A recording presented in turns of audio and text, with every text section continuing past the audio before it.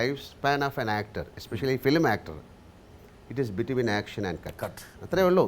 ഇതൊരു highest form of meditation ആയിട്ടാണ് ഞാൻ കാണുന്നത്. ജോർജ് കുട്ടി എന്ന് പറയുന്ന ആൾക്ക് ഇങ്ങനെ ബിഹേവ് ചെയ്യാൻ പറ്റുള്ളൂ. താങ്കൾ കേരളത്തിൻ്റെ പൊതുമുതലാണ്. അപ്പോൾ അതിനെയാണ് കൂടുതൽ നശിപ്പിക്കാനും കല്ലെറിയാനും തീ വയ്ക്കാനും ഒക്കെ ഉള്ളൊരു സ്വാതന്ത്ര്യമുള്ളത്. സ്വാതന്ത്ര്യമല്ല, അങ്ങനെ ചില ആൾക്കാർ ചില ദുസ്വാതന്ത്ര്യം കാണും. അതെ, പിന്നെ ദുസ്വാതന്ത്ര്യം ഒന്നും വിളിക്കാം. എല്ലാ ദുസ്വാതന്ത്ര്യങ്ങളെയും നമ്മൾ ഒരു കല്ല് പോലും താങ്കളുടെ മേത്ത് പതിക്കരുത് എന്നാണ് ഞങ്ങളുടെ ആഗ്രഹം. നന്ദി.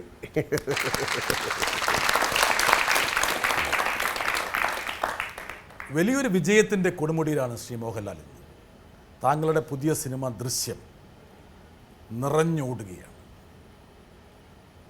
ഒരുപക്ഷെ ആരും നനച്ചിരിക്കാത്ത വൻ വിജയം. ആ സിനിമയുടെ ദൃശ്യങ്ങളാണ് ഇതിൽ കാണുന്നത്. ശ്രീ മോഹൻലാൽ ചിന്തിച്ചിരുന്നോ ഈ ദൃശ്യം എന്നുള്ളത് ഒരു ദൃശ്യവിസ്മയമാകുമെന്ന്? ഇത് എൻ്റെ മാത്രം ഒരു വിജയമായിട്ട് ഞാൻ ഇതിനെ കണക്കാക്കുന്നില്ല. അതാണ് അതിൻ്റെ സത്യവും. എല്ലാ സിനിമകളും അതിൻ്റെ ഒരു സക്സസ് എന്ന് പറയുന്നത് ഒരു ആക്ടറുടെ മേലെ മാത്രം ആരോപിക്കപ്പെടേണ്ടതല്ല.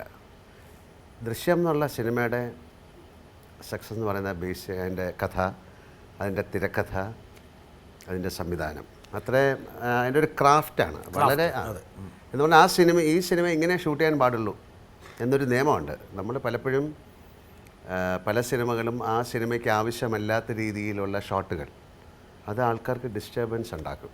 അല്ല ശ്രീ മോഹൻലാൽ, ആ സിനിമ ഞാൻ കണ്ടപ്പോൾ എനിക്ക് തോന്നിയൊരു പെട്ടെന്ന് എൻ്റെ മനസ്സിലേക്ക് വന്നത്, ശ്രീ മോഹൻലാലിന് വേണമെങ്കിൽ ചില അതിഭാവുകത്വം തൻ്റെ അഭിനയത്തിൽ വേണമെങ്കിൽ കാണിക്കാൻ പറ്റുന്ന ഒട്ടേറെ മുഹൂർത്തങ്ങൾ ആ സിനിമയിലുണ്ടായിരുന്നു. ഒരു നടൻ വേണം സ്ലിപ്പ് ചെയ്യാവുന്ന ഒരുപാട് തലങ്ങളുണ്ടായിരുന്നു. പക്ഷേ താങ്കൾ അവിടെയൊക്കെ പിടിച്ചെന്ന് മാത്രമല്ല, ഒന്ന് വലിഞ്ഞിട്ടാണ് താങ്കൾ ചെയ്തത്. എന്നാ കാരണം വെച്ചാൽ അങ്ങനെ ഒരു അപകടം എവിടെയോ പതിയിരിക്കുന്നുണ്ടെന്ന് ഒരുപക്ഷെ താങ്കളുടെ പരിചയം കൊണ്ടും ചിരപരിചയം കൊണ്ടും താങ്കളുടെ ഉപബോധ മനസ്സിലുണ്ടെന്ന് എനിക്ക് തോന്നി. അങ്ങനെയല്ല, ഇപ്പോൾ ജോർജ് കുട്ടി എന്ന് പറയുന്ന ആൾക്ക് ഇങ്ങനെ ബിഹേവ് ചെയ്യാൻ പറ്റുള്ളൂ.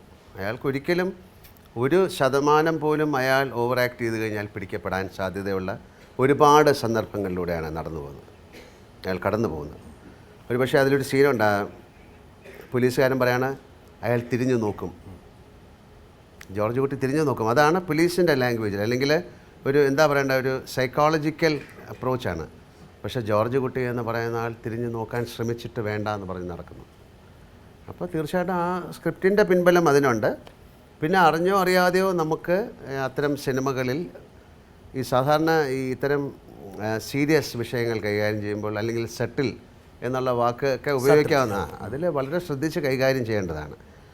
അതിനെ ഒരുപാട് സിറ്റുവേഷനും അതിനെ ഹെൽപ്പ് ചെയ്യാറുണ്ട്. ഒരു സൈക്കോളജിക്കൽ ത്രില്ലറുകളിൽ ശ്രീ മോഹൻലാലിൻ്റെ ശരീരഭാഷ തന്നെ വളരെ വ്യത്യസ്തമാണ്. മറ്റൊരു സിനിമയിൽ അഭിനയിക്കുന്ന പോലെയല്ല. പെട്ടെന്ന് താങ്കൾ എവിടുന്നോ ഒരു പ്രത്യേക തലം, ഒരു ഭാവം താങ്കൾ എടുത്ത് അണിയുന്നുണ്ട്. ഒരുപക്ഷെ അത് ആലോചിച്ചിട്ട് ചെയ്യുന്നതാണോ അതെയോ അല്ല, അങ്ങനെ സ്വാഭാവികമായിട്ട് നൈസർഗികമായിട്ട് വന്ന് ഭവിക്കുന്നതാണോ? ഇപ്പോൾ ദൃശ്യം എന്നുള്ള സിനിമ അഭിനയിക്കാൻ ചെല്ലുന്ന സമയത്ത് എനിക്കറിയില്ല എന്താണ് ഞാൻ ചെയ്യാൻ പോകുന്നത്.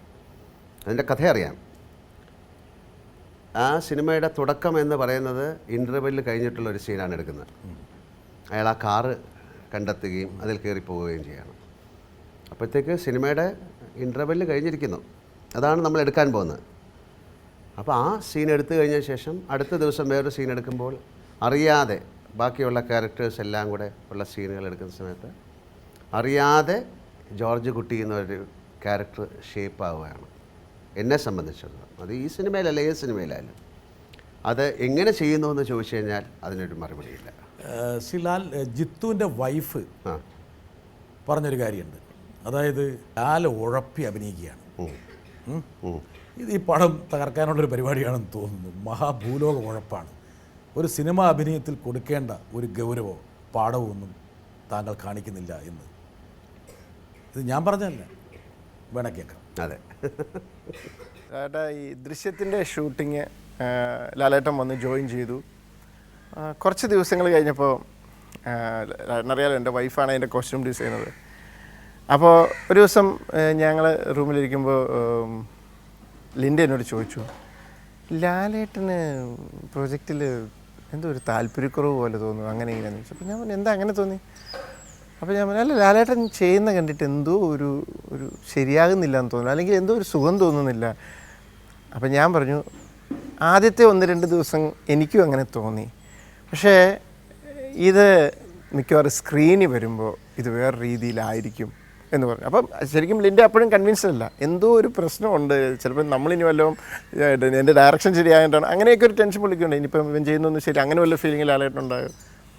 പക്ഷേ കംപ്ലീറ്റ് വർക്ക് കഴിഞ്ഞ് പ്രിവ്യൂ കണ്ടു കഴിഞ്ഞപ്പം എന്നോട് ലിൻഡ വന്നിട്ട് പറഞ്ഞൊരു ഡയലോഗാണ്,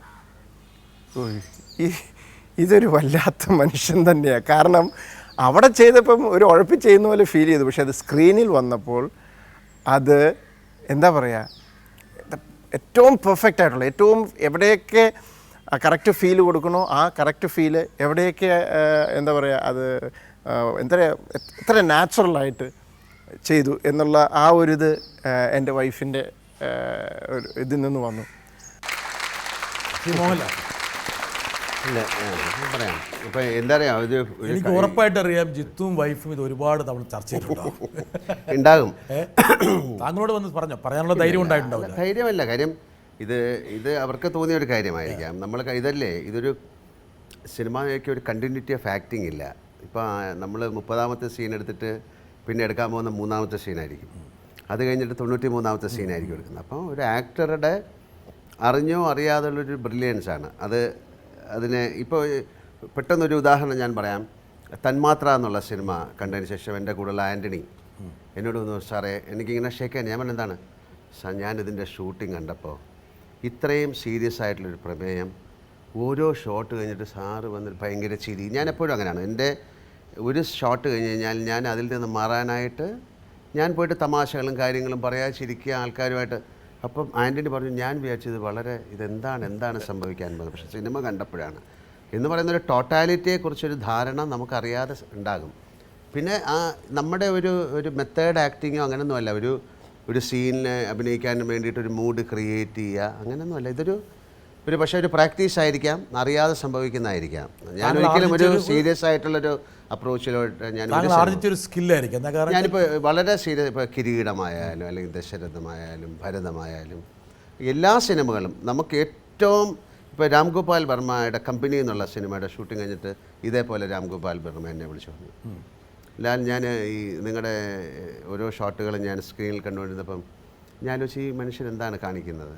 പക്ഷേ രണ്ടാമത് ഞാൻ വന്നപ്പോഴാണ് അതിൽ വളരെയധികം ചെറിയ കാര്യങ്ങൾ സംസാരിക്കുമ്പോൾ ഒരു സാധനം എടുക്കുക, കണ്ണിലിങ്ങനെ ഒഴിക്കുക, ഒരുപാട് കാര്യങ്ങൾ. ഇത് നമ്മൾ ഒരിക്കലും അറിഞ്ഞുകൊണ്ട് ചെയ്യുന്നതല്ല. അപ്പോൾ അറിഞ്ഞുകൊണ്ട് ചെയ്യുന്നതിനെക്കാട്ടിലും അറിയാതെ ചെയ്യുമ്പോഴാണ് അത് കൂടുതൽ ഈ നാച്ചുറാലിറ്റി എന്നൊക്കെ പറയുന്നത്. എപ്പോഴെങ്കിലും ലാലിന് തോന്നിയിട്ടുണ്ടോ, അതായത് ഈ കഥാപാത്രം ഇങ്ങനെ ആയിരിക്കണം, എന്നിട്ട് ബോധപൂർവമായിട്ട് അതിനെക്കുറിച്ചൊന്ന് കോൺടംപ്ലേറ്റ് ചെയ്ത് ഒന്ന് ചിന്തിച്ച് മനസ്സൊരു മനനം ചെയ്ത്? തീർച്ചയായിട്ടും ഉണ്ടാകാം. അതേ തലേദിവസം സാധാരണ ആൾക്കാർ പറയുന്ന പോലെ ലാല് ആഹ്ലാദിച്ച് ഉല്ലസിച്ച് 100% അങ്ങനെ തന്നെയാണ്. ഷോട്ട് കഴിഞ്ഞാലും അങ്ങനെ തന്നെ ആയിരിക്കാം. ഒരു ഷോട്ട് കഴിഞ്ഞാലും ഞാൻ ഇന്നിപ്പം ജിത്തുവിൻ്റെ അടുത്ത് സംസാരിച്ചത്, ഞാനൊരു പിക്നിക്ക് പോലെയാണ് ഈ സിനിമയെ കണ്ടിരിക്കുന്നത്. എല്ലാ സിനിമകളും അങ്ങനെയാണ്. അത് നമ്മുടെ ജോലി എന്ന് പറയുന്നത് ഓൾറെഡി ആ സ്ക്രിപ്റ്റും കാര്യങ്ങളും എല്ലാം റെഡിയായി കഴിഞ്ഞു, ഇതിനെ എക്സിക്യൂട്ട് ചെയ്യുക എന്നുള്ളതാണ്. പിന്നെ ഞാൻ ഒരുപാട് പ്രാവശ്യം പറഞ്ഞൊരു കാര്യം കൂടെ, ഒരു life span of an actor, especially film actor, it is between action and cut. അത്രേ ഉള്ളൂ. അത് കഴിയുമ്പോൾ അയാൾ തിരിച്ചു പോയിട്ട് അയാളുടെ കാര്യങ്ങളൊക്കെ നോക്കിയിട്ട് വീണ്ടും വരിക. ഇതൊരു ഹയസ്റ്റ് ഫോം ഓഫ് മെഡിറ്റേഷൻ ആയിട്ടാണ് ഞാൻ കാണുന്നത്. ലാലൊരു മഹാഭാഗ്യവാനാണ്. ആയിരിക്കാം, 100%. മാത്രമല്ല പിന്നെ ഈ ദൃശ്യമെന്ന് പറയുന്ന സിനിമയിൽ നമ്മുടെ കൊളീഗ്സ്, എല്ലാ സിനിമകളിലും നമ്മുടെ കൂടെ അഭിനയിക്കുന്നവർ, കൂടെ പ്രവർത്തിക്കുന്നവർ, അവരുടെയൊക്കെ ഒരു എനർജിയാണ് നമ്മളെയും ലിഫ്റ്റ് ചെയ്യുന്നത്. അപ്പോൾ ദൃശ്യം എന്നുള്ള സിനിമയിൽ എൻ്റെ കൂടെ അഭിനയിച്ചിരിക്കുന്ന എല്ലാവരും വളരെ നന്നായിട്ട് അഭിനയിച്ചിരിക്കുന്നതുകൊണ്ടാണ് എനിക്ക് അഭിനയിക്കാൻ